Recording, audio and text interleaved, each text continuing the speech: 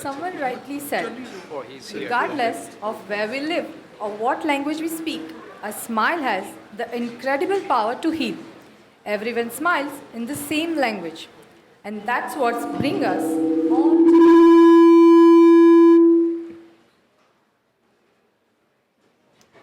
Namaste. Namaste delegates. I, Rashmi Sondarwa, your host, welcomes you to this magnificent Mahatma Gandhi Hall. The World Peace Bell. This remarkable symbol symbolizes our shared commitment to the global harmony, unity, and the pursuit of peace. May we have the honor of welcoming our dignitaries who will join us in the symbolic act of ringing this bell.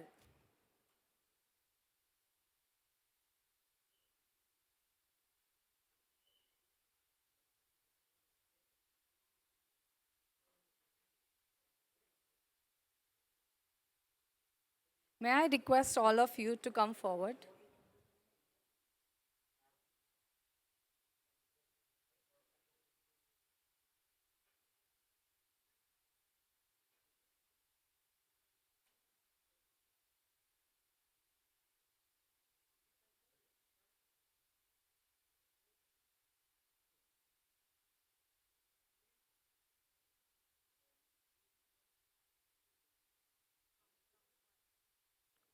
One, you can ring the bell. One, two, three. Thank you.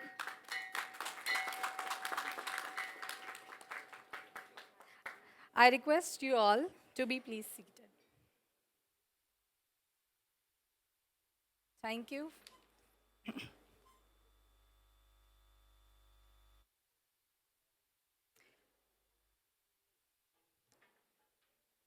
Ladies and gentlemen, it is with great enthusiasm now I hand over the reins of this pivotal G20 breakout session to our session coordinator, Dr. Satish Sir. Hello. Good morning and most welcome.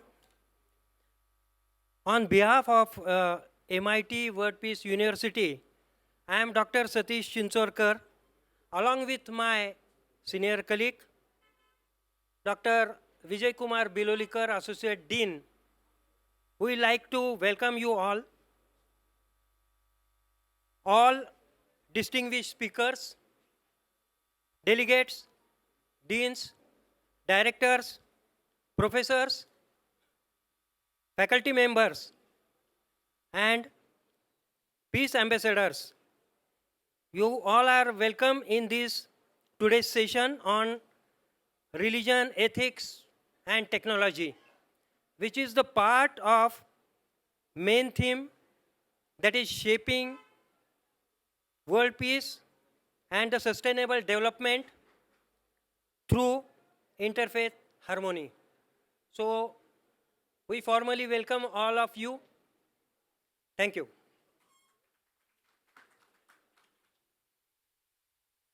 Thank you so much, sir.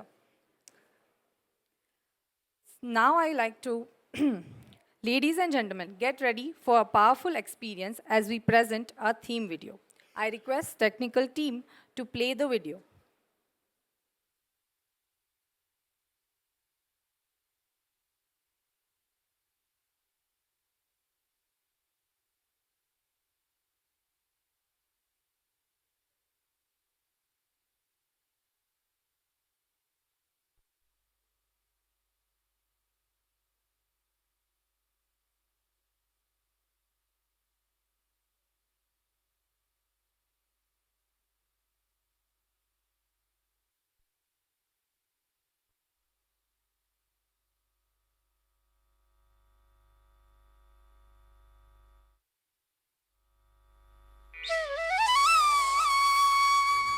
This session is based on religion, ethics, and technology.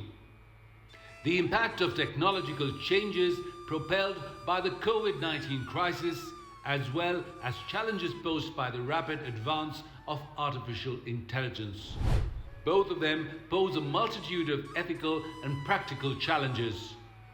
There is a distinct gap between religion and innovation in society, specifically technology. The only solution to technological problems is technological fixes. Technology changes the way people do things. Faith leaders must bridge the gap between faith and technology through education. In this session, we will discuss the impact of religion, ethics, and technology on society.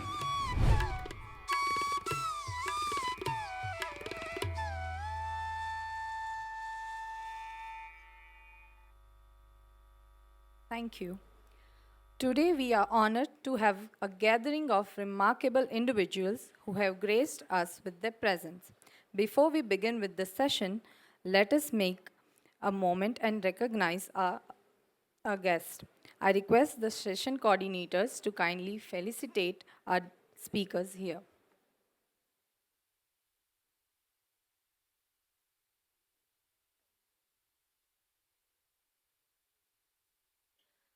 I request our session coordinator to felicitate our moderator, Honorable Mariana Richardson.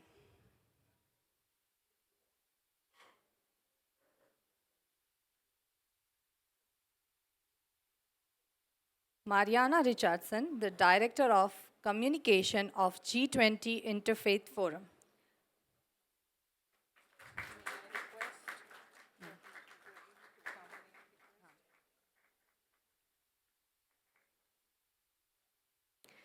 May I request Dr. Arsh Fazli sir to come forward. Dr. Arsh Fazli sir,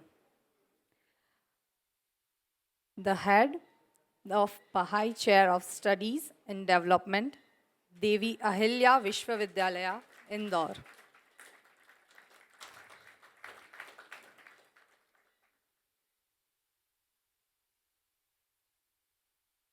Thank you, sir. May I request Honorable Manisha Jain ma'am to please come forward.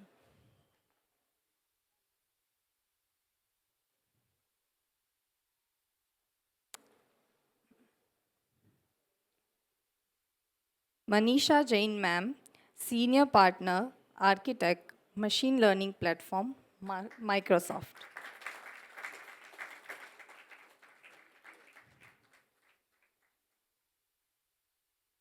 Thank you, ma'am. May I request Honorable Mahanta Yogi Amarnath ji to come forward.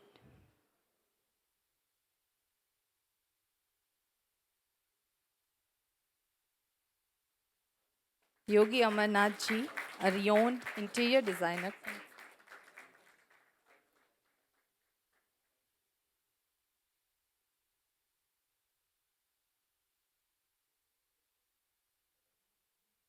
Thank you, sir. May I request Dr. Deepak Ranade sir to come forward.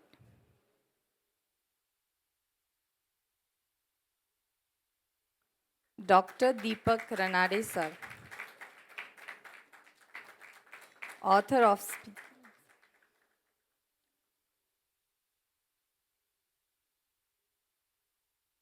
Thank you, sir. May I request A.K. Merchant sir to come forward.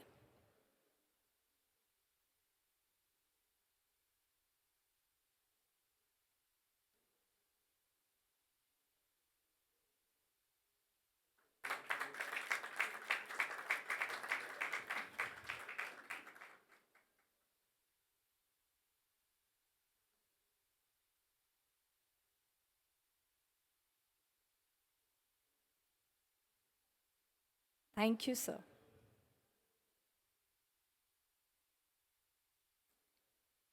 Thank you, everyone. Ladies and gentlemen, we have an exciting and insightful session ahead of us.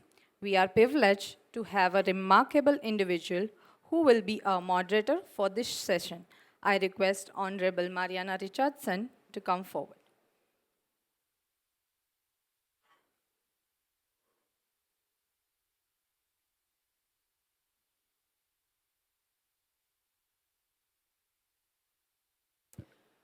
Welcome. It's wonderful to see so many of you here interested in religion, ethics, and technology. To start out with today, I just wanted to do a little introduction. I really enjoyed that small video that we also got to watch, and I wanted to highlight a couple of the points that were made in that video. The first one is the multitude of ethical and practical challenges that we're finding, especially in a world with OpenAI, ChatGPT, and other fake news, things that we're seeing in social media. All of these are things that we must address and talk about. As people of faith, we also need to think about how much do we want government to become involved in issues of freedom of speech. The other thing that I wanted to kind of highlight is that technology does change the way people do things and also changes connections. One of the themes that is going to be happening, especially in a lot of the breakout sessions that you're going to be listening to, is the first one that there is a divisiveness in the world today, a tearing apart. And what we're trying to do in this wonderful forum, but also I think in a lot of these kinds of gatherings, is what can we do to bring people together? What can we do to do the opposite? And how can technology help us or hurt us in that very important job that we're trying to do in bringing people together? The next one that I want to just talk a little bit about was that of faith leaders must help bridge the gap between faith and technology. And that goes back to my other comment that I was talking about is how do we have the balance? How do we make sure that we as faith leaders, as people of faith, make sure that technology is used ethically and correctly, but also that we make sure that we do not take over other people's rights as we do that. Now, just a little personal note, November, December 2022, we had that pretty spectacular moment when OpenAI and ChatGPT came out on the market and people were able to come to it and have it. Now, it was interesting, I also, other than just being communication director of G20 Interfaith Forum, I'm also a professor, and I teach management communication. And when this came out, and I was talking to my business students, for their final project, I had them specifically write me a paper about how can OpenAI and ChatGPT be used ethically as they move forward as business leaders. It was really interesting to read their thoughts as they talked about, first of all, just in the classroom, how do we use it ethically, but also as they move forward in business, what are some things that they can do?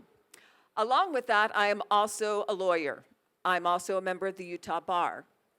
And as I was thinking about some of the embarrassing moments that some lawyers have had in using ChatGPT and having hallucinations come into making up cases, making up, different references and citations, that has been an embarrassment, an ethical embarrassment for many lawyers who have used ChatGPT not in the tool that it should be used.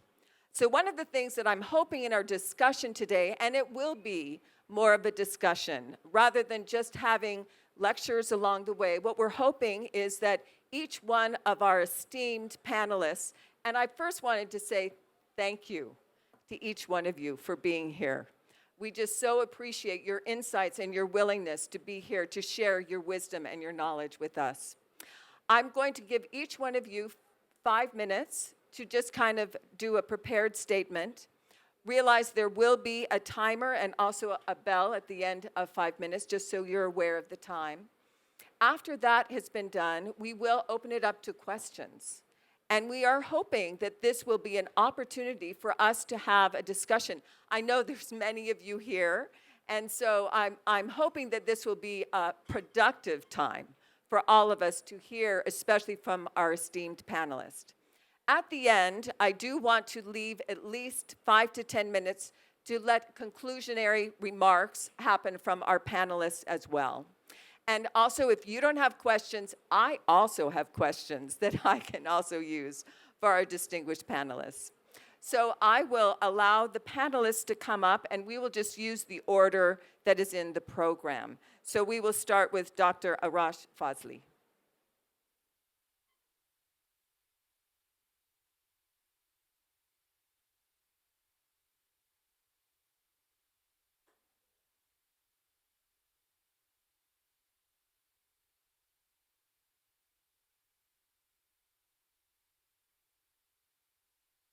Friends, I'm very grateful to the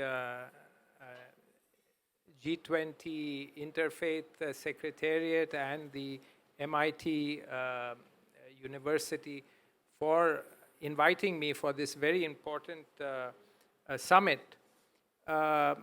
Since we have limited time, I'll just get straight to the theme of our discussion today. My remarks are going to be more in terms of trying to analyze what happens when technology comes into a society which is probably not prepared for a technological innovation. We know that technology is the systematic application of the collective reason of a society to control natural resources, but also human institutions, human social forces as well. But what is probably not enough analyzed, and what is relevant to our discussion today, is the relationship between technology and values, and that is going to be the focus of my comments. It is often, in a simplistic way, we often assume that technology is value neutral, and it just depends on how you use technology. You can use it well, you can use it in a damaging way. But the fact is, the issue is far more complex than that. Technologies have values embedded within them. And when a technology is introduced into a society, it becomes like a Trojan horse. It comes in seeming to be something, but it brings within itself a whole set of values which transform society in ways that society was not prepared to deal with. And I'll share a few illustrations to back up my comments. When we look at Western or modern technologies, you see there are broadly 3 or 4 values which the social scientist Dennis Goulet has talked about, which are embedded within this modern technology. One is a certain conception of rationality, which assumes that everything in the universe can be broken up into smaller parts, it can be manipulated, it can be changed, and measured for the purpose of human well-being, right? It has, and this rationality is impatient with passivity. It is impatient with meditation, with contemplation. It wants to get things done. There's a certain view of rationality. There is a certain view of efficiency built into technology. And that view is based on productivity, the idea that the most optimal outcome is where for minimal input you get maximum output. Now the problem with this, as any economist would tell you, is that in the process of that calculus of input-output, the question becomes what is counted as an input, right? For example, for the longest time, car makers did not count safety of passengers as an input, right? As something that has to be considered and should be part of the cost. So they made cars in the 50s. I'm not talking of recent. They made cars with very little consideration of safety standards. Similarly, in the 50s, when gasoline was, the assumption was we had unlimited, energy resources, making cars that were energy efficient was not a consideration because energy conservation was not a value that was internalized in the efficiency calculus. So, you have the world that you have today. You remade the world basically along the lines of this technology of the automobile, the internal combustion engine. And then sure enough, you hit into crisis. And at that point, you realize that if you want to go ahead and continue to exist as a human species, you have to internalize something you had externalized earlier, which was the valuing nature. You can't ignore the cost of. Friends, so that conception of efficiency has to be questioned. You see, in other societies, they have very different conceptions of efficiency. For example, I'll give you the example of Bedouin tribes who, for example, when they're doing work, right? For them, the most efficient way to work during the month of Ramzan, for example, is to work in such a way that they use minimal energy because it's their fasting season. To work in such a way that it gives them the opportunity to pray 7 times a day. When they take their flock to graze, they choose the path, not the shortest path, which economic efficiency will take the shortest path from plot A to B. They take the path which allows them to do charity on the way, which allows them to do a few good deeds. Now, I'm not praising these tribes. What I'm saying is, the conception of efficiency, when it internalizes values, it takes a very different form. And when it externalizes it, then you see the kind of society you have. Another value that is inherent to this, the modern technology is a problem-solving mentality. It's very limited. Everything has to be a problem that has to be solved, right? And the fourth value is a Promethean view of the universe, or this conception of anthropocentrism, which is that we are the center of the universe. Anything in the world is valuable if it's valuable to me. Nature is a ocean of human resources, right? Other people also, the question of value gets equated to usefulness. How useful is that to me? It's not. It's very different from an earlier, worldview that said that the universe is what has value. I'm an insignificant part of it. I pay homage to nature, to other human beings. I fit within the scheme of the universe. I don't try and recreate the universe to fit within my scheme. But this value is embedded within the thought systems out of which modern technology emerges. So what happens when these technologies are brought into societies which are not based on these value systems, right? Or let's say traditional, pre-modern societies. Usually in such societies which are developing, there is a intimate connection between what you call normative values, or values which determine how you work, and significative values, which are your values which tell you the meaning of life and death. Why am I existing? Who is at the center of everything, right? So everything that you do, your agriculture, your relationships, from the time you wake up in the morning to the time you sleep is meaningful. And every action you do is connected to that universe of meaning which governs all your actions and which your whole society follows. Now, what happens when technology is introduced into such a society? Technology increases productivity, right? The first thing it does is it changes the way you are doing things, right? For example, agriculture. In India, people would start the day in agriculture by paying homage to the Mother Earth, right? Now, when technology comes, it changes the normative values. In other words, now the way you do things is different.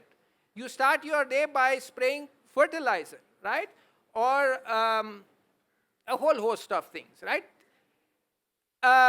Once you change the way you do things, it gives you new goals for your action. So now doing agriculture, where earlier was paying homage to whatever, I mean, thought system, now it becomes to earn money, right? I'm not doing agriculture because it is my purpose in life. It is what I was meant to do. It is what my family always did. I'm doing agriculture because it's a business. So normative values change, and in that process, it attacks the belief system, which was earlier giving meaning to those actions. Now suddenly work is no more a cosmic act. Earlier work was a way in which I paid homage to God. Now work becomes a specialized function. It is something I do for a living. And you enter into a new society of value fragmentation. Suddenly all of us can have our own values, and what ends up happening is the only thing that seems to unite us is that we all do things the same way. For example, if you go in highly developed, now go to the developed society, if I'm working in, I don't know, in one of the developed economies of the world, when I go to work, I have a common professional ethic. You do this, you don't do this, you say this, you don't say this. Now, I may follow that ethic because I am a Mormon who does it because it's God's bidding. For me, that's my motivation. Or I may do it because I'm an agnostic. I don't believe in anything. I'm just doing it because that gives me a good reputation and that's good for my CV. So the significant values don't have to be the same anymore. You can have a plurality of beliefs. You just have to have the similar practice in the field. I don't know how much more time I have. I don't. Okay. Okay. Nobody rang the bell, but I guessed it must be.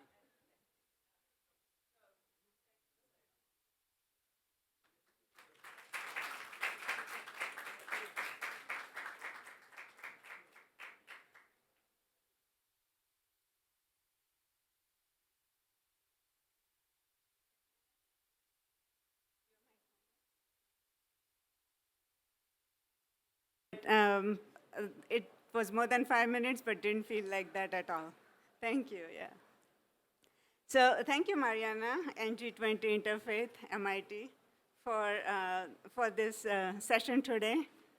Like, the technology is advancing at such an astronomical pace at this point that the responsible delivery of it is more important now than ever before.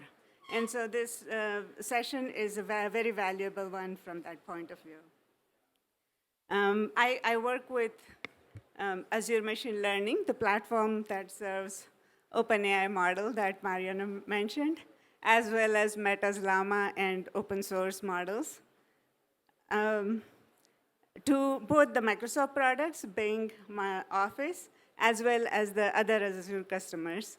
And it's quite interesting to see the variety of things people are doing with these models as well. So I've been working with LLMs for more than 5 years. Now it's popular, but it has been a while. And typically in the past, there would be a few guardrails put in place, one before and one after maybe. With Microsoft Responsible AI, what I like that it's a very systematic approach, very comprehensive, that a researcher who is now the product lead is putting together. And it's a layered approach to guardrails. So from accepting the query, being thoughtful about it, filtering out things like hate speech, and you can make it worse, to later on when the responses are generated, reasoning them, showing them with the fact sheets where they came from. So if you use the Bing chat, you would see the references as to this is the particular place it came from. And then putting together like the various different things.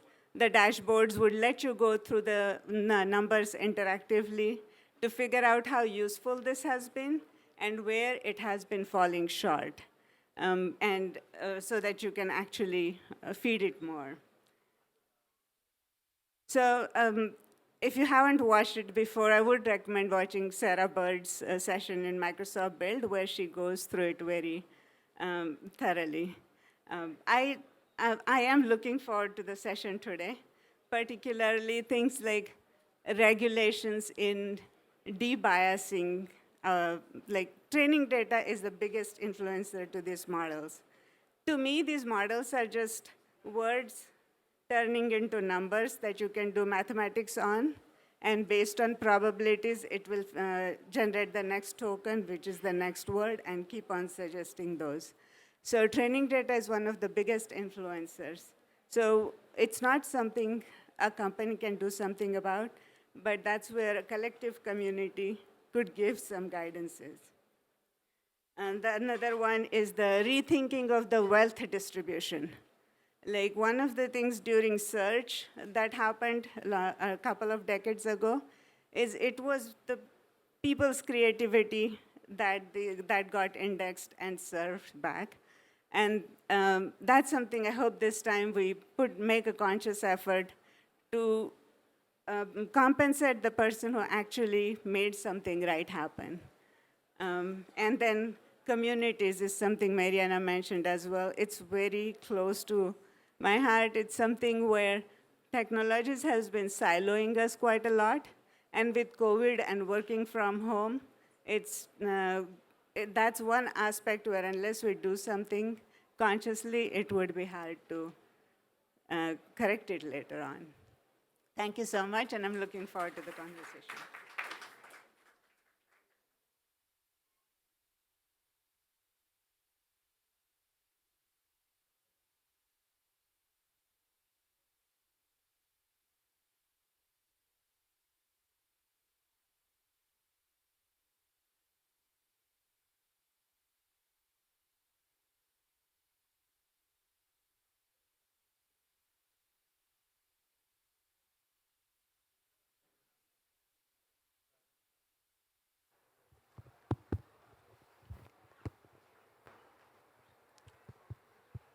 Give me 2-3 minutes more, please. Friends, I won't waste time in formalities and introduction. I'll straight go to the topic, sequence-wise, religion, ethics, and technology. Instead of asking questions, let us share our feelings and thoughts first. When it comes to religion, how would you define it? What is your definition of a religion? It all depends how you perceive it.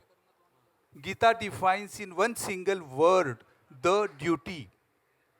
Duty to be performed without having doer sense. That is the prime necessity of today to understand any religion. We have connected it with the way of worships. Way of worships can be different, but how are our duties can be different.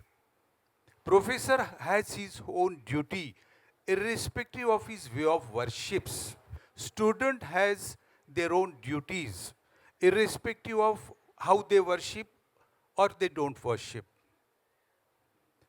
And here, moral excellence is expected along with duty. Religion means moral discipline to streamline your day-to-day activities, and ultimately it's character building.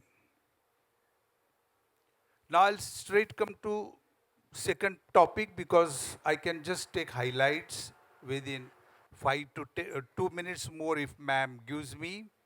Next is ethics. Ethics and morals is something we come to know much later part of our life. We are watering top of the tree and not the roots. Here from the platform of G20, I would like to appeal all the head of the nations, academicians, chancellors, vice chancellors, professors, and even students all over the globe. Why we see chaos? What are the root causes of it? We teach history, geography, mathematics, science. So what happens? We remain where we are. We never get evolved with this information. It's not at all knowledge. Knowledge is something which evolves you on your spiritual level. Information is transferable. Spiritual knowledge cannot be transferred within four walls. It can be transmitted by the faith leaders, spiritual masters, religious masters. Now we discuss problems and problems. We never discuss solutions.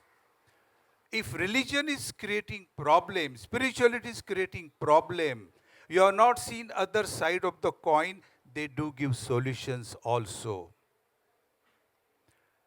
My humble suggestion is from KG to PG, kindergarten to post-graduation level, we must start a simple lecture period of 30 or 45 minutes. I'm going to absolute grassroots level. A small story will be narrated to student within 15 to 20 minutes only, either by the teacher or you can take help of the technology, show it on the screen. Next 10 minutes, small groups will be formed, same story will be discussed among the students. Last 5 to 7 minutes, teacher will explain the conclusion or essence of the story or message of the story. So this class will be called Ethics and Morals. Per week, only one period, one class. Right from KG up to post-graduation. You may ask, why at graduation and post-graduation level? As you mature, your spiritual knowledge also needs to be mature, matched to that level.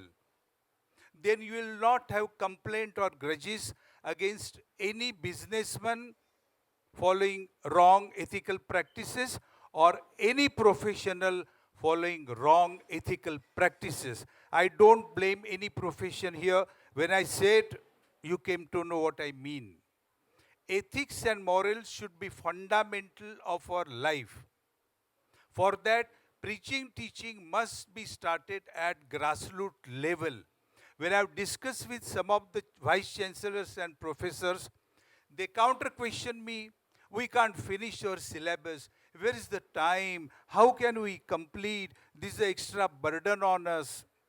That means you are giving importance only to the gross physical needs. You teach business management. What about mind management? You talk about machine learning. What about mind learning? For mind learning and mind management, all the students from 4th standard onwards, around at the age of 10, they should be taught meditation, but beyond any religion or religious rituals. Around 1960, under the guidance of Maharshi Mahesh Yogi, first time research began in USA by Dr. Benson Johnson.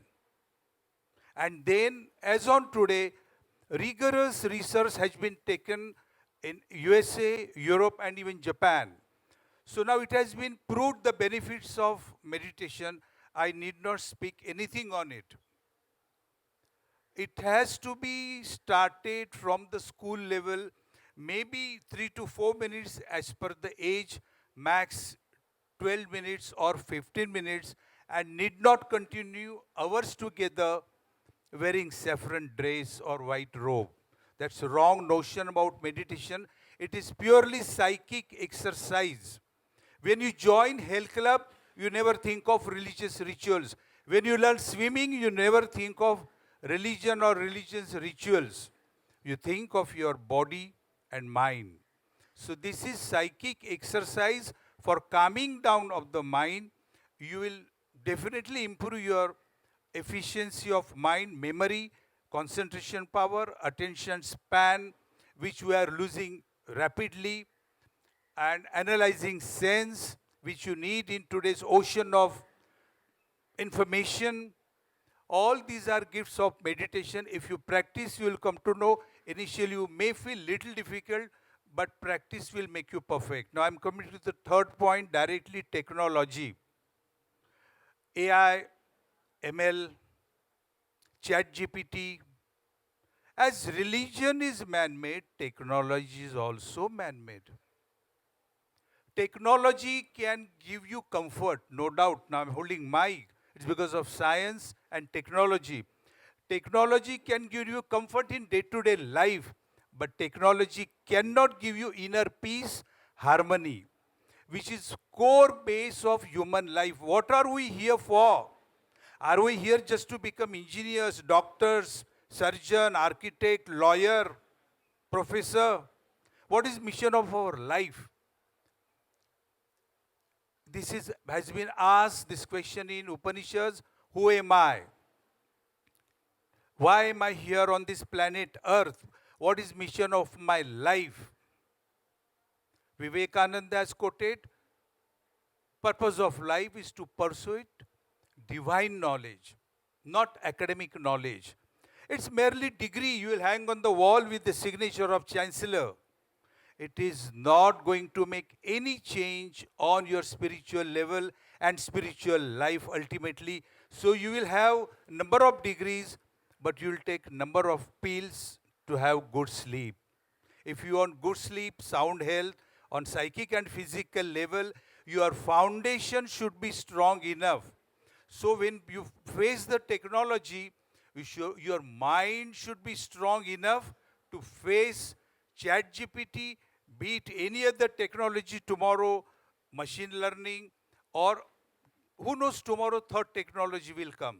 But if your mind is strong enough to face it, yes, you will face any technological problem or even psychic problem, to an extent physical problem.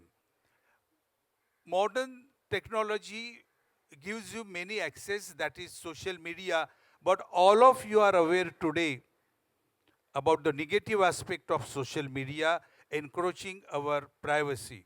Here the ethics come. Nuclear medicine or nuclear bomb.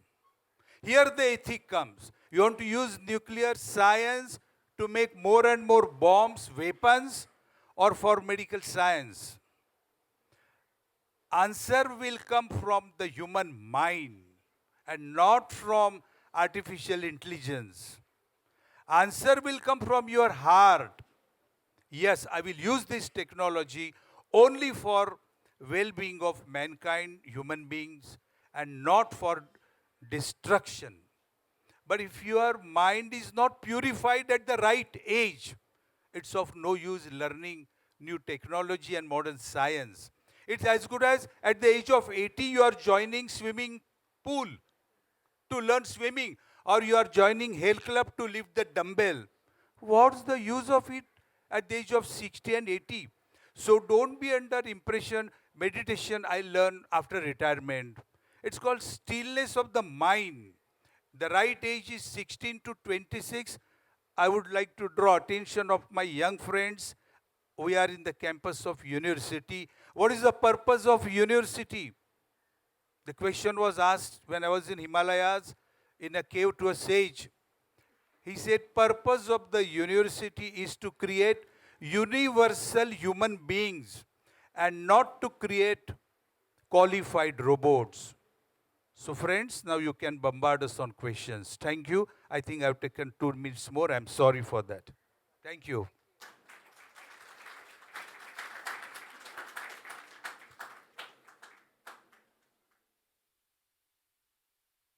Thank you so much.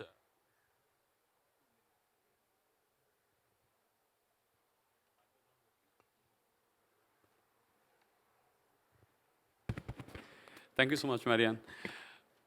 I'm a neurosurgeon, and I've tried a lot to understand the brain. And one of the most important attributes of the human brain, as we stand atop the evolutionary pyramid, is that we are blessed with what are called as the frontal lobes. The frontal lobes, which is the upgrade that we have from our uh, immediate uh, predecessors, that is the monkeys, is the frontal lobe has taught us and has given us a power of restraint. It has given us a power of discrimination. It has given us a power of delayed gratification. If you look at technology, it seems to be pretty obvious that it is making the human race much, much more hedonistic, much, much more pleasure seeking, much, much more lazy, I would say. And it is becoming it is becoming an exercise in indulgence. It's become a absolute free-for-all indulgence for everyone. I'm often asked that as a neurosurgeon, will artificial intelligence take over surgery also? But I think what basically I would like to understand is that religion is what converts a human into humane. We have to be humane. The humaneness is what religion teaches us. And I have also had the privilege of going down to the Large Hadron Collider in CERN, where I see technology being used at absolutely cutting edge levels, and they are accelerating protons and trying to understand the essence of the material world. So technology certainly empowers us. It gives us a lot of sense of empowerment. It gives us a lot of aids to our disposal, technological gadgets, and making us understand the world in a much better fashion. But more important, with technology that empowers comes an accountability and a sense of responsibility. I think Marianne comes from the United States, and they have this very controversial Second Amendment which talks of gun controls. You see, that's a classic case in question, that you're empowering the people. Technology, it can just at the pull of a trigger, just annihilate and kill another human being. But are we able to rein in? Are we able to use our discretion? And that is, I think, the role which religion will progressively have to play, which is developing a sense of restraint. There's no equivalent of this word in English in what we talk of as Vivek Buddhi. Vivek Buddhi is the power of discrimination.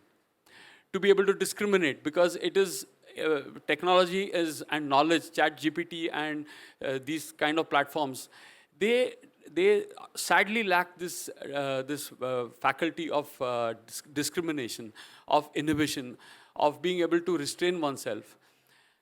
Even to give you an example of karate, where they have these 10-degree black belt, after they get 10 degree, which is making them the most potent and gives them the power to really even kill another human being if he is attacked, they come to a exercise which are called as katas. Those are breathing exercises. And those exercises are actually meant to develop a sense of restraint, to develop a sense of control. Because if I have the power to kill someone, along with that has to come the power of being able to know and have the discretion as to when to deploy that power. So that is going to be the role of religion, because religion is something which, as I look at it, is a belief system, and a belief system which results in the evolution of a human being from just being a human to, like I said, being humane. So attributes like compassion, attributes like care, which are absolutely fundamental to our having peace and harmony on the globe. These are attributes which we have to emphasize in the growing years, because technology is going to not only brought us to this point, but it is going to further go to levels which might be unprecedented. We don't know where it's going to lead us to eventually. And to just give you an example, the Apollo mission, which landed the Americans on the moon, that particular spacecraft had a chip or a computer which had a capacity of just 256 megabytes, 256 MB. And the mobile that I carry now has has got a memory which goes into gigabytes. So within my lifetime, I've seen technology coming from where to where. So God knows where it is going to lead us to in the next 15, 20 years or the next coming millennium. But I think that I'm very, very optimistic because as a neurosurgeon, I see that the brain has got silent areas, which are like, for example, the right frontal lobe or the right temporal lobe are silent areas. Their functions are still not known. I can lop off the right frontal lobe of a person and he can be still as he's unchanged. So I feel that the next stage in evolution of mankind, technology can take its own path, but mankind has the responsibility, a very big responsibility, to answer this question of who am I, which is the essence of all spirituality.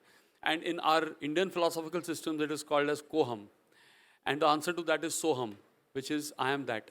And to realize this sense that the whole universe is actually a manifestation of that Satchidananda or that undivided whole, which is the Advaita philosophy.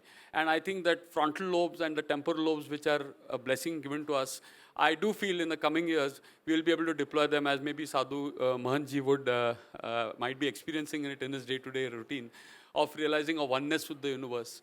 And Moderator, Dr. Mariana Richardson, my co-panelists. For want of time, I'm not taking their names, but coming straight away to the topic.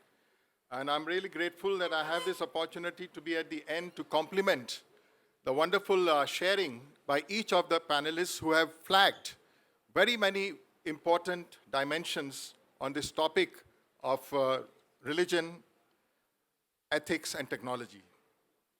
Today, when we are just, I have this PowerPoint, but I'd like to tell you a little bit. Today, when the humanity is just about 90 seconds, according to the Security Board of the Bulletin of Atomic Scientists, every year in the month of January, they have a doomsday clock which they have to adjust. And this year in January, as they adjusted the clock, it was 90 seconds to doomsday. And they gave reasons. And the same year, when the Secretary General of the United Nations, Antonio Guterres, addressed the General Assembly in his opening address, he said, one miscalculation and one misunderstanding can result in a global catastrophe because of the ongoing war in Europe. So when the dinosaurs were wiped out from this planet 65 million years ago, and they ruled this planet for about 200 million years, they did not have any knowledge why. The asteroid that hit the planet. But today, if humanity is wiped out, then we would jolly well know that it is our technological prowess which would be the main cause. So when we look at this dimension, there are many important things that we learn from religion. And one thing that most people of religion should not fear is science and technology. Because today I find that many religious communities somehow have become frozen in time. So they aren't able to walk in sync with the many advances and challenges. Sometimes they, instead of being forward-looking, they are looking backwards. But technology will not stop. And technology basically is the fruit of the scientific genius of the human beings. So I have many slides here, but we'll go on. You please keep changing because of the want of time.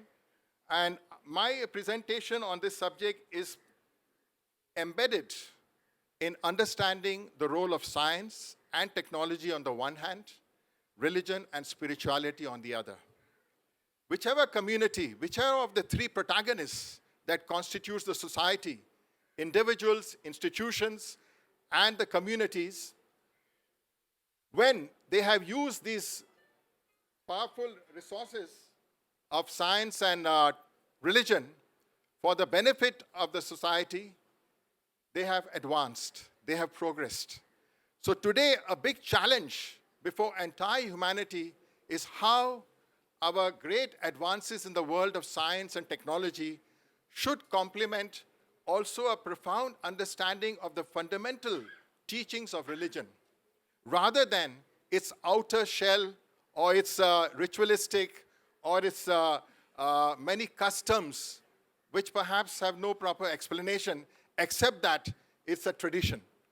So humanity is being forced as a result of the technological advances to rethink the role of religion, to rethink the role of our spiritual principles, our moral imperatives. And if we do that rightly, we'll find that technology can be harnessed and this earth can be made a mirror image of paradise. So as we move on with the slides, kindly move on. So there are many solutions that are available, but unfortunately, because of the lack of the ethical dimensions in our international, global, or macro level discourse, and generally at a summit meeting like this, we will be largely, or we have been addressing largely macro level issues. Because unless and until you address the macro level issues, for instance, this world of $100 trillion GDP can provide for every one of the 8 billion population of this planet, according to the Universal Basic Income Index, a salary of $5,000 to $8,000. Through technology, you can wipe out this absolute poverty or even the multidimensional poverty. There has been a lot of debate and discussion how many of the developing emergency or countries or emerging countries like China and India have brought out millions and millions of people from the state of absolute poverty. So we can see this. And each of these countries, there is a very substantial percentage that is devoted to science and technology. And United States is the foremost country in terms of technological advances. We are talking about Chandrayaan-3, but if you go back and look at the few years ago, when the United States was able to land the rovers on the planet Mars, 2004, and subsequently when the Perseverance rover with a helicopter on it they were able to land it on Mars. And this technology was not something that was originally by them, because Soviet Union had managed to land rovers on Venus, a planet with 9,000 degrees Celsius. So there are technologies that can help us, but unfortunately, the absence of ethics makes it very complicated. And here, the role of religion is very paramount. Since time is limited, I want to give a very important example of how religious communities can come together to address the technological. Back COVID started, the COVID-19 virus, it was 120 seconds to doomsday. But today, it's 90 seconds, and recently another statement was given out that with the threat of a nuclear weapon being used, they said that the critical or the peril that has engulfed humanity has become even more acute. And the three things they mentioned, one was nuclear war, accidental or deliberate. The second was the climate emergencies. And the third was disruptive technologies. All of us are talking about artificial intelligence or augmented intelligence. We are talking about ChatGPT and how all of these technologies can really help. They can be advantageous to humanity, but they can also be a cause of our annihilation. And that's where religion has to leverage and must leverage very urgently. So what happened in January this year was the three Abrahamic religious communities got together, the Jewish, the Christian, and the Muslim, in Vatican, and they discussed about disruptive technologies, particularly focusing on artificial intelligence and the ChatGPT. And they came together, there was a consensus, and their document is going to be very useful for any of us who are interested to better understand the topic that we are debating and discussing. And at the end, since the time is limited, I'll just like to conclude and say that all of these three religious communities who got together and along with the Pope, they drafted a document, and there were also corporate leaders. There was Brad Smith, the Microsoft representative at the above gathering. There were other corporate personalities, and they mentioned that while new technologies may appear uncontrollable and unpredictable, and ethics research at the Simon Fraser University in British Columbia believes that they are not unguided and work according to the instructions and choices made by people. So at the Rome Call of Artificial Intelligence Ethics Convention, Mario Rossetti, the professor emeritus of theoretical physics at the Politecnico di Torino, noted that the human brain, sir, you mentioned about the human brain. We have been studying about the left hemisphere and the right hemisphere in our education. And there are many, of course, hypothetical statements. Some of them are not based in real scientific research. So he noted that the human brain cannot be compared to an artificial intellect due to the brain's magnificent structure and function. If the human brain is far more powerful than artificial intelligence, then there is hope. There is hope that technology could be controlled by people. All previous studies accentuate an argument that artificial intelligence must not be worshipped. This was again very lucidly flagged by the earlier panelists who emphasized the spiritual imperatives. And at the end, there is one quotation that appeared in this document which helps me to sum up my presentation. They said, technology has to be used for the improvement of human life and should not leave anyone behind. It should not harm but serve humanity. Therefore, human beings driven by the spirit of altruism must be in control of it and not vice versa. Such an approach would make us receptive to scientific and technological advances and to encourage the channeling of new knowledge in ways that will raise the spiritual, intellectual, emotional, and material life of the human race. So with these words, I once again, from the core of my heart, thank all of you, and especially I invite the young people who are going to be the innovators, the new technology providers. And in India, at the micro level, we have seen how our Jugaad technology, the frugal innovation, has helped us to address many of our problems at the village or the district level.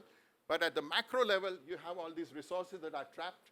And once we are able to harness that by positively leveraging the power of religion or dharma, and India, of course, dharma always included scientific advances and technological use. But somehow, things got mixed up with many other things. So once again, thank you very much for your patient listening.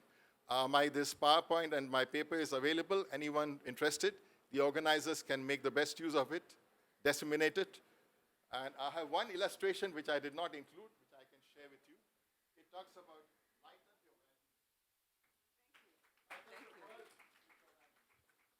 So thank you so much. I will say, if there is additional material that you would like to have, send it to me, and we will make sure that it is on our G20 Interfaith Forum website. So we would love to have that, and so please make sure that I get copies of that, and I'll make sure it's on our website. That'd be wonderful. Well, we have had a wonderful series of presentations so far, and I think it was really interesting to think about the different points of view as we're talking about religion, ethics, and technology. We had basically a world-renowned computer scientist talking to us. We had a spiritual leader. We had professors, scholarship. We had a neurosurgeon. All of these were expressing different ideas as we talk about this intercorrelation between religion, ethics, and technology. What I would like to do at this point is also allow you to ask questions of our panelists. We will have about half an hour to do that. At the end of that half an hour, realize I will be cutting it off, and then we do want to have just a conclusion where we allow our panelists to also enable us to understand a little bit more completely their ideas and thoughts. Just also in conclusion, I wanted to make just one comment as we start this discussion. The first thing is, realize that one of the positives about G20 Interfaith Forum is we do have a place, a platform, for us to be able to come up with very specific policy recommendations that then go to basically the leaders of government, the G20 government leaders.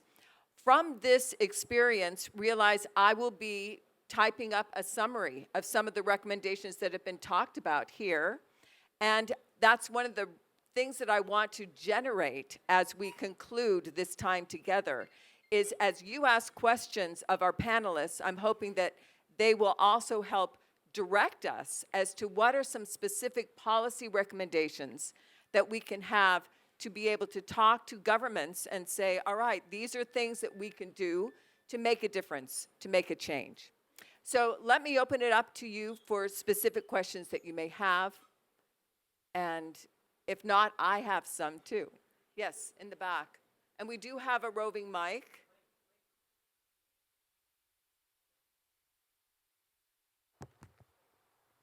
Hello, and thank you Thank for you. this wonderful session on religion, ethics, and technology. I can see around 70% youths are sitting over here, right? And we all are evolving and growing with technology. But why we all are so scared about religion and the ethics of religion? Why we are so scared of going to temples rather than going to the GMITs, right? Whatsoever, everybody is very virtually available for each other. Why they are not physically available religion, with their parents talking on religions, talking on ethics, what they have learned from the ancestors, right? Why we are so scared? Why that scariness? Thank you. That's a powerful question. Who would like to take that on from our panelists? Please. I mean, if I understand correctly, you said why the youth are scared of religion. Yeah. Yes. Sure. I think one reason could be that a lot of young people, they might be frustrated or uninterested is because they might be seeing that a lot of the things that are happening in the name of religion are simply rituals. And of course, religion is also built into the economy. You know, the $100 trillion global GDP, about 10 or 11% of it is in the hands of the religious institutions. And a lot of that is being perhaps utilized to just carry on with the tradition and the burden. So young people who are wanting to be progressive and forward-looking, they find that as a dead weight. But if you explain to them the religious teachings in a scientific or in a better terms, new language is required, then they will appreciate. For instance, I give you the example. In our India, there was a rule that no individual worshippers or devotees can pluck flowers near the temple. Only the priest was allowed to collect a certain number for the offerings and the arti and other. Why? That's how they conserve the environment. So there are many ways to explain. At that time, it became a religious rule. No, you can't do it. But no explanation was provided. So today when I worship, when I go to the temple, and if I make an offering, if somebody explains to me in a scientific terms that why you are doing it, why you have to worship, bow down, why you have to pay homage. What is the significance? It is simply a piece of stone that you are paying obeisance and homage to? Or is it going beyond to that universal cosmic reality? And that only helps you to concentrate. So this way, if you explain, they understand and they are better able to connect. This is according to my limited understanding. Thank you so much. I think that's a powerful answer, but we also have another panelist that had a comment. Please. I think most of the younger generation, it's a very common problem asked me many places. It is because of families' taboo to understand religion the way they want. They don't explain you in a scientific way or a simpler way which you can follow and understand. That's why unless science and spirituality goes together, younger generation will not understand and will not take interest in any religion or religious activities. Thank you. You know, I would think like this, to- oh, I'd like to ask a question, Manji. Hello. Sir, we have a Karma Yoga and Jnana Yoga and Karma Yoga, right? So whether this technology is the combination of Jnana Yoga and Karma Yoga. I couldn't follow your word We exactly. have See. Karma Yoga and Yeah, I'll do Jnana that. Yoga. We have, you see, in spiritually, you say that Yes. Jnana Yoga is very close to spiritual Yes, things. yes, yes. And Karma Yoga is also there. So Karma Yes, Yoga is yes, somebody is doing a lot yes. of work and he is pioneering that. So whether it's a technology is the combination of both or there is some interface in between Jnana Yoga and Karma Yoga. See, karma yoga means do whatever karma, your activities, your deeds you are doing, but don't have doer sense. Egolessly you do, you have a feeling someone else is getting done through you. That is the simplest definition of Karma Yoga. And Jnana Yoga means to know divinity through purest of the pure knowledge, which is called pure consciousness today. On the consciousness level, means approach through pure knowledge towards universal being or supreme being is Jnana Yoga. Now AI, sorry, or any new innovation is not possible unless and until there is concentration of the mind of that scientist or researcher. So that way his karma has taken him to that level where he could come out of with the new invention. The base point is concentration of the mind, which he has attained, need not be through meditation, by through other practices. But outcome is new innovative inventions. So his karma yoga, his way of life, what he has accepted, maybe as a scientist or in any field, he has dedicated itself to that act, career, mission. Yoga karmasu kaushalyam. Now he's surgeon. Now how skillfully he makes the surgery, kaushalya, is yoga. Skill means yoga. Unification means yoga. There are different definitions of yoga, not just custom and rituals and puja. No, these are not the definitions of yoga. So Dhyana Yoga, Karma Yoga, Jnana Yoga, they are all together. You can't have watertight compartments. Thank you. Thank you. There's another question here, and then if you can hand it.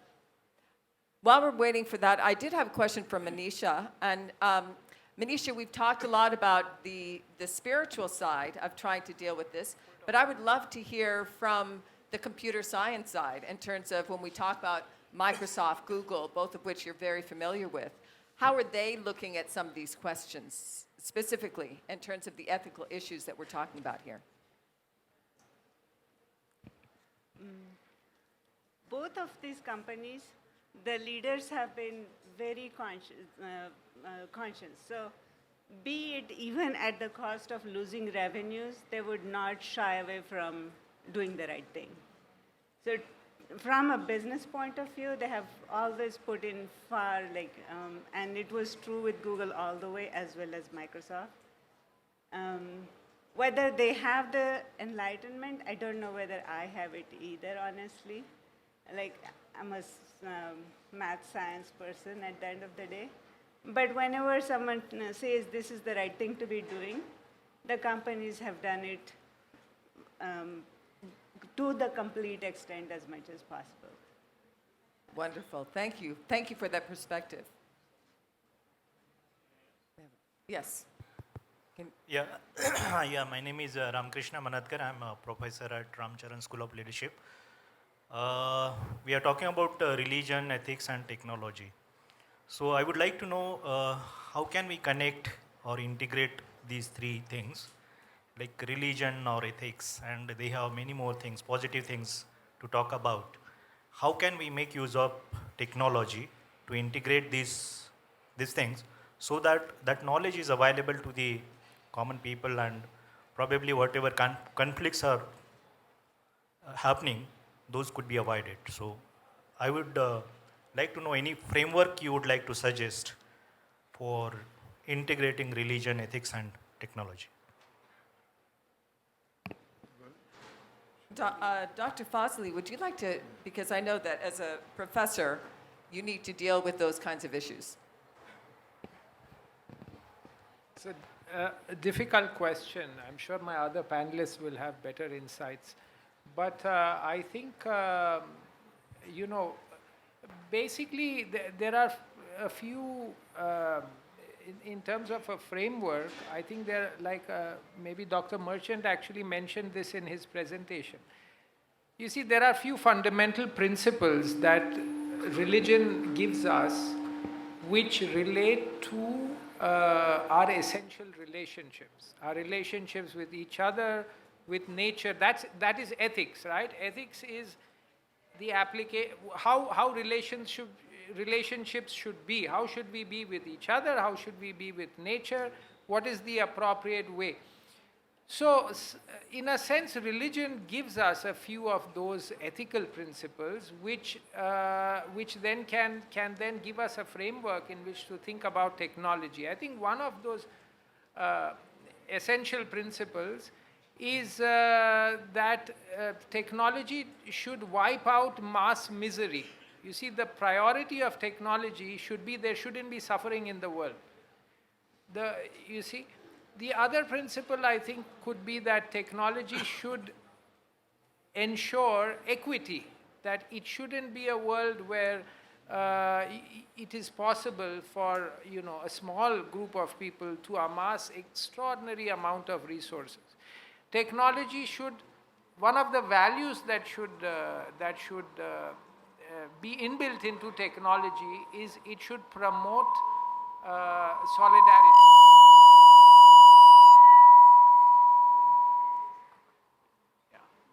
It should promote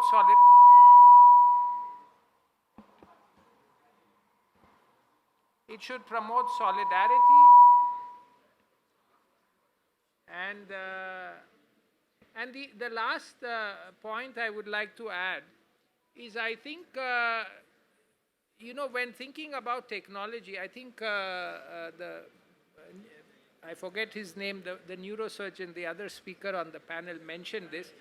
There is a tendency to technology to lead us towards thinking in terms of instant gratification. We want quick fix solutions. You see, the mindset of people in terms of finding solutions is in a very short time frame. Tell me something, not just in my lifetime, but it should be in the immediate future. Whereas the real issues of humanity will be maybe the solution will take a century, right? How do we bring justice to the world? How do we solve the problem of ethnic conflict? How do we restore our relationship with nature? Climate change, for example, right? It requires then a mindset and a mode of functioning where we are not prisoners of the moment, and we are able to see our contribution in terms of really long time frames, that we are contributing to a process that will maybe reach its fruition in 100 years. But for that to happen, I should take this step now. And not just me, masses of humanity should do it. And I think the most concrete illustration of that is fixing our relationship with nature. It's not going to happen just with one policy or one world leader, one day, deciding to do something. It requires all of humanity to basically commit to a very long-term process of transforming our relationship with nature. That's where ethic comes in. Thank you so much. Did we have another question? We have one right here. A couple of the speakers spoke about ChatGPT. ChatGPT is essentially artificial stupidity. I agree. Now, I have It's a a tool. colleague who works closely with who's in charge of Alexa, which is the large language program from Amazon. Now, you can ask ChatGPT to write a student essay. It's completely plagiarized. It can only plagiarize, and it's designed so it cannot be detected to be plagiarized. I'd like comments from the speakers who spoke about ChatGPT. Thank you so much. Well, I think Manisha is definitely our expert here on that. Well, I wouldn't necessarily challenge you. Guns are not that smart either. These are all tools. It really depends on how you use it. So personally, I'm a very limited tech kind of a person. I use ChatGPT as once in a while I have a hard time responding to a bully, and it bothers me. So I told this one that you are executive coach, and as a coach, help me from time to time.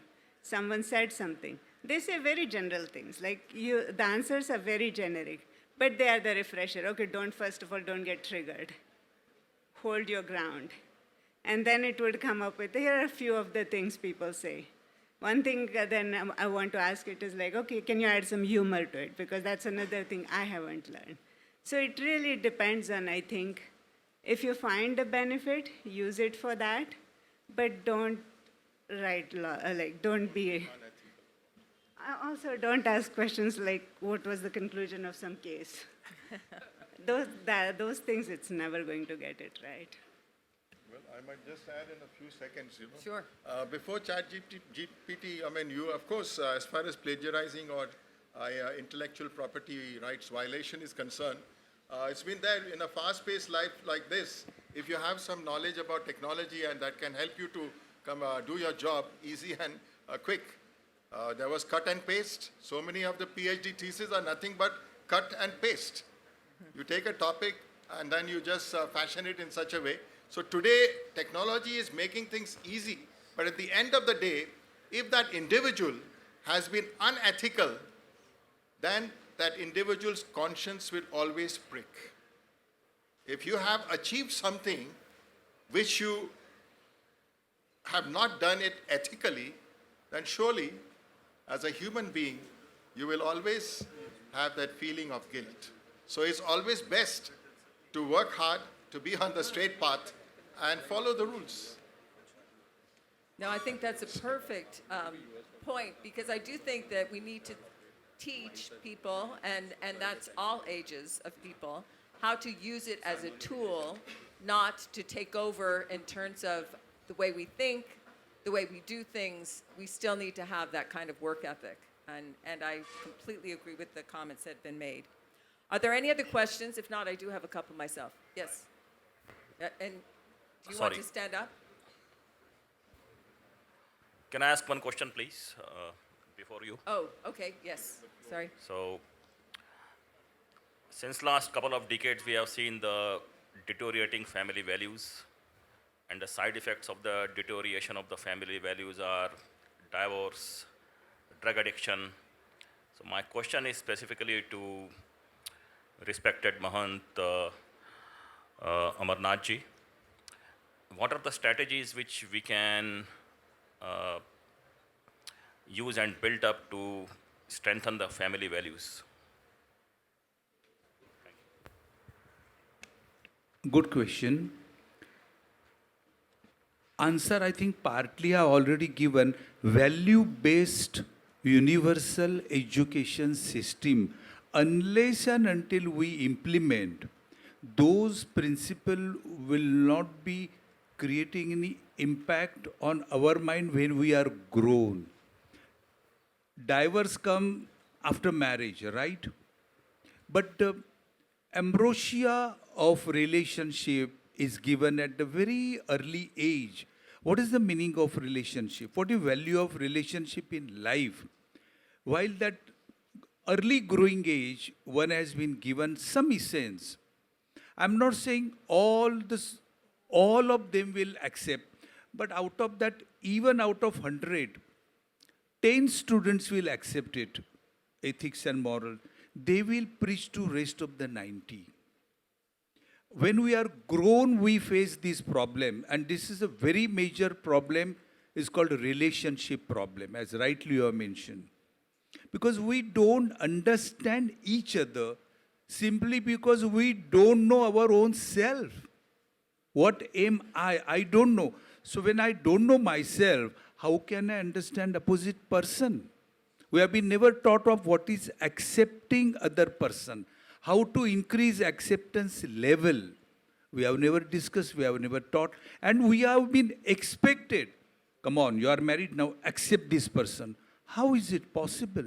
Acceptance power doesn't fall from the sky suddenly. It should come from within in a very matured way. All these love, peace, acceptance, brotherhood, these are the basic essence of human life, should come from within. as the spring water comes from within the earth. There is original source somewhere already. You can transplant those ideas in human heart. For that, one thing needs to be discussed, but now less time. All the religions, cult sect, whatever number may be of the world, ultimately they deal with five fundamental principles. First is love, of course, unconditional love. Then truth. Third is compassion. Fourth is non-violence. And the last one is, after non-violence, which comes equally important, is forgiveness. You cannot set six principles. However you may study any religion, scripture, cult, sect, the basic fundamentals are same. Within these five, this is called Panchashil Tattva, revealed by Gautam Buddha. So, time and again, these are discussed. So, at least these five fundamentals are taught to students. Again, it's a compilation. Let me make it little clear. It should be universal syllabus. A child learning in any country on the planet should learn the same story at the same age. Only they will be translated in the local languages. And nowhere the source should be mentioned. Otherwise, again, there will be Third World War. Why these stories are from so-and-so country? Why these epic? Why Ramayana? Why Mahabharata? Why Chinese folktale? Why Japanese folktale? Just focus on the content and not on the character or rest of the unwanted details. We wanted to give message of ethics and morals, not the origin of the story. So at the bottom line, it should not be mentioned. What is from where this story has arrived? Experts committee should do the compilation from all over the world, and it should be universal syllabus, right from nursery to... Tell you one thing, that science can only lead me up to the brain, but if I go to the cellular level, I still don't know. Humans have not been able to make a single cell so far. So I have a belief system. And if you have a belief system, things make it easier. And the reason why relationships are also crumbling is because of lack of faith. So religion will, if you look at the Mahanji, he has an ability to surrender himself. So that effaces his ego. It is a self-effacing activity. If you look at religion or spirituality, it is a self-effacing activity. But whereas technology makes you more of a autistic person, it makes you self-centered. It becomes a very concentric type of activity. Whereas religion is a more eccentric type of thing, where it makes it more inclusive. So, irrespective of which faith which religion you might want to subscribe to, the essence of all that religion is that you have to genuflect, you have to surrender, you have to accept that there is something higher than me. And if you can accept that there is something higher than me, it will help in decreasing the ego, because I think Mahanji might agree that one of the primary objectives of all spirituality is to minimize the ego and try to understand your true nature. And if you see, the root cause of all conflict is the ego of the human race, ego of the individual, ego of the spouse, ego of the parent, ego of the child. And till these conflicts continue, there is no scope for resolution. And I think religion will be one of the primary modalities to at least introduce a sense of faith and try to rein in the ego, which is going to be very destructive in the coming years. Thank you so much. Yeah, what I said, I agree. Just 2 seconds. Oh. Between two human beings or between human being and God, there are two unseen curtains. Unseen, but do they exist? Yes, they do exist. First curtain is ignorance. Second curtain is ego. These two curtains create distance either between human beings or between God and human beings. This normally I don't discuss anything on my personal level, as my good friend Dr. Deepak Ranade said about me. So I was practicing as architect and interior designer. One fine day, I stopped my practice and went for research in meditation to Himalayas. There I realized what are the subtle stages of ego in our mind, how it activates, and how to understand ego means how to understand our own self.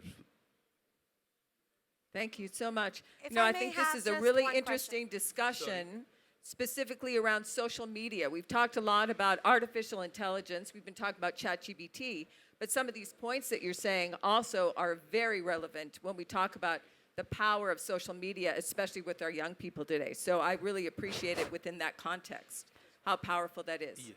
We have time for maybe 2 more questions, and then we need to conclude. I'm Dr. Sunil and- Sambare. I'm a Vedic scientist, as well as I'm a Vedic scientist, Yoga Somacharya. I have a question to Dr. Neurosurgeon. What is happiness? First thing. Second thing, how many thoughts you get in a day in 24 hours? And how the stress levels can be eliminated? Any solutions for this? If you don't have, I have a solution for this. Yeah. I'm a scientist. Your first question was what is happiness, yeah? I think a large part of happiness, as far from my I'm giving you the answer from my personal domain. One is, I think contentment forms a very important aspect of happiness. This constant need to indulge and to seeking more and more and more. So I think being in a state of contentment and being in a state of gratitude is something which I think contributes in a large measure to being happy. That's number one. Number of thoughts which occur in there, there's just no limit to it, because there are 100 billion neurons in the brain, and there's constant chatter going on between different sets of neurons all the time. So it's really difficult to give any number. But if I were to tell you as many stars in the Milky Way, I think that could be the answer. And the third one is how do you overcome stress? For me, practical tips is one is, I think, having some form of exercise every day, to have some good constructive activity to keep your mind engaged in that activity, and having a very good equation with your interpersonal relationships. I think these are 3-4 things which will really help you to keep the stress at the lower levels. Okay, thank you. Thank you. We have time for one more question. I think there was a young man that we had already given. Yes. Hello. Thank you so much. As we talked about religion and ethics in the comedy, I would like to ask a simple question. Some people in our country make controversial statements on religion, which is the actual reason of conflicts and riots. Each and every religion should be respected. Despite of this, even in this era, why are we still stuck in with such mindsets? Well, mindset cannot be changed overnight. It's a process. It's not today. It has been happening since ages. We feel it's happening today. It was happening earlier also, prior to that also, prior to that also. It's human nature. If you focus on the right things, you will ignore these things. It's as simple as that. Such hurdles are bound to come. You want to focus on goal or hurdles? When you drive a car, there are speed breakers. You focus on them or signal or your destination. It's up to you. Thank you. As we conclude, I did want to make sure that we give each one of you a final opportunity for statement. But as we do, I want you to think about what specific things our esteemed panelists can think about in terms of policy. I go back to what G20 is all about in terms of governmental policy. As I was preparing for this discussion, I was talking to a group of computer science professors, and I told them I was coming and having this discussion, and my question went to this idea of governmental policy, freedom of speech, and religion. How do we balance these three? Now, I heard many different answers to that question. Everything from government should stay away from doing anything to we should have very strict regulations and everything in between. But one thing that I do think we've heard from this wonderful panel is the power of values, the power of having an overarching understanding of what is right and what is wrong in the use of technology, and then somehow instilling that in the community level. The question is whether we need to, we talked very much about how values need to be instilled in children, and then how that will come from the bottom up. The grassroots will also enable us to be able to have our religion and technology not be a problem together, but instead be something that helps each other. So I would like to give each one of our esteemed panelists, just realize we only have 2 minutes apiece, but to specifically talk about some specific recommendations that you have as we look forward to G20 policy in this very important area. And so we'll start with Dr. Deepak Ranaji. Thanks, Marian. To keep it very concise, I must just give you one very simple example. In between, we all know we get vaccinated for some different ailments, like we talk of smallpox or we talk of... So there was this vaccination, and in the Western world, it was found out that the vaccine, which is normally does not have the capacity to create illness in that individual, because of living in a very sterile environment, that the child developed the full-blown infection of that virus just by taking that vaccination itself. What I'm trying to essentially say here is that I think that the human brain is a phenomenal organ, and it needs challenges to keep on improving itself. To give you an example, when my last trip to the United States, I had been to a supermarket, and they said that your bill is, the amount was some $17 and some 35 cents. I said, okay, here's $2.65 back. He's saying, how did you do it so fast? We need a calculator. So we have to understand one thing, that technology is very useful, very, very good. I'm a great follower of technology, but in terms of governmental regulation, I would strongly recommend that just like we have a vehicle license is not given to a child till he's 18 years old, till he has a maturity to understand how to drive and has the maturity to even obey traffic rules. I strongly feel that ChatGPT or any such application using technology should have restricted usage to ensure that the full-blown development of the human brain is made possible. Otherwise, we will have nerds who will not be able to do a simple calculation of 5 plus 5, which is not what we want the human race to end up with. Thank you.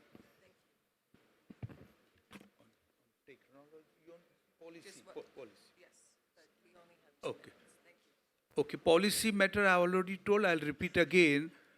Value-based education system all over the globe as a uniform syllabus, A, and B, teaching of meditation from around age of 10 years till post-graduation level.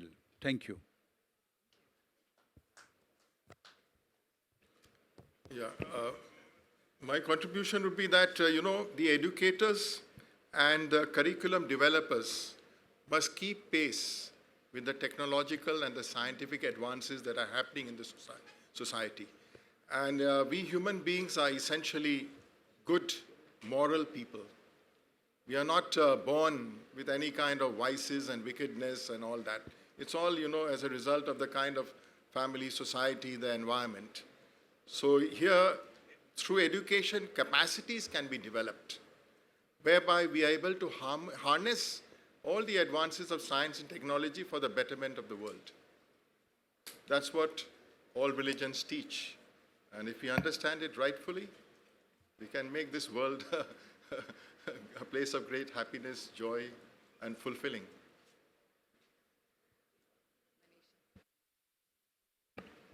I think one thing I would like is whenever the content is generated by these things, they should say generated by an automated system. And so then that would help decipher the real from the whatever is going on.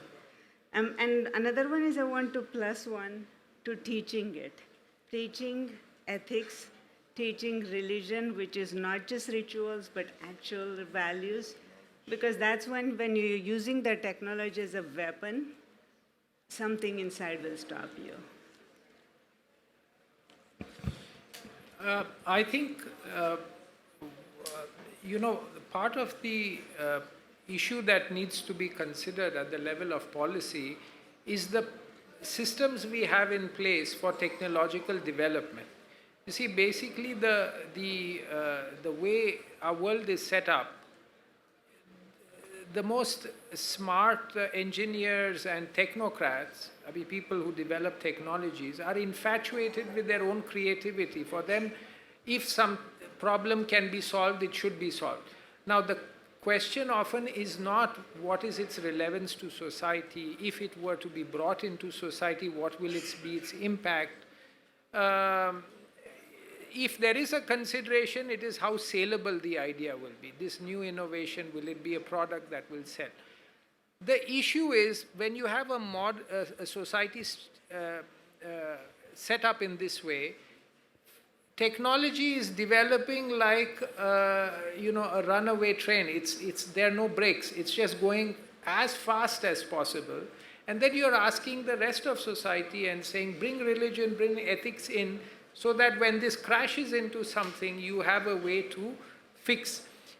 Technology has to be the servant of the communities of society and of the values that that society wants to uphold. And that requires that human communities, not just individuals, we think too much in terms of individuals. Communities have to regain a sense of agency, a sense of control over the process of technological development. Engineers, technology developers should emerge from communities, not from Silicon Valley. I mean, Silicon Valley is great, but you see, you need people within communities who understand the needs of the communities, who are integrated with the values of that community, and who develop technologies that address those needs. That's what humanity needs. Thank you. Now, Can I just say one last thing? I just wanted to say thank you so much for these very specific endings of policy. I really appreciate it. It's wonderful.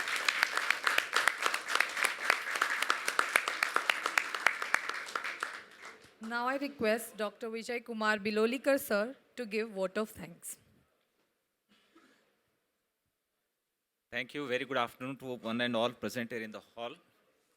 There is a warning coming from the watch on the wall, so I keep it very concise. I, Dr. Vijay Bilolikar, stand before you to give a vote of thanks on this first breakout session on religion, ethics, and technology. Today we have a panel of experts who are practicing for their life what they are professing, and they are sharing their wisdom in an hour. So we are blessed to have this luminary of speakers here. To begin with, I must thank Dr. Mariana Richardson for moderating and facilitating this session filled with intellectual deliberations and discussion. Madam, we have seen a teacher, as you said, you are a teacher of management, a teacher and a moderator. You have been a great facilitator. You guided this discussion in terms of direction and depth. Thank you. I take this opportunity to thank Arshal Fazli, who has cautioned the impact of technology, that is when the society is not prepared. You have given an example of Trojan horse. It has been quite interesting to know that. I also take opportunity to thank Dr. Jain, who comes from the domain of future technology, that is AI, and she has explained how that layered approach is integrated into this new models for ethics. I take opportunity to thank Honorable Mahant Yogi Amarnath ji, who dissected the complex overlapping domain of religion, technology, and ethics, and emphasized the grassroots efforts to integrate, imbibe the ethical education into school level. I take this opportunity to thank Dr. Deepak Ranreddy, who dissected the brain and cautioned us the impact of technology, or rather he has taken our attention to the lack of discrimination faculty that comes with the technology. So I take this opportunity to thank him. I also take opportunity to thank Dr. Merchant, who explained the role of religion and religious communities they are playing in arresting the adverse effect of the science and technology that comes with. I thank from the bottom of my heart the attentive audience for a wonderful and informative question hour session. Thank you for giving new dimensions to this discussion during your question hour session, as I can witness, everyone can witness. I thank the volunteers, technical team, my colleagues and students here for your cooperation. I take this opportunity to thank G20 Interfaith Forum and MIT WPU for this wonderful session. Last but not the least, I thank our anchor, Miss Rashmi, for this breakout session. Thank you. Have a great day. Thank you.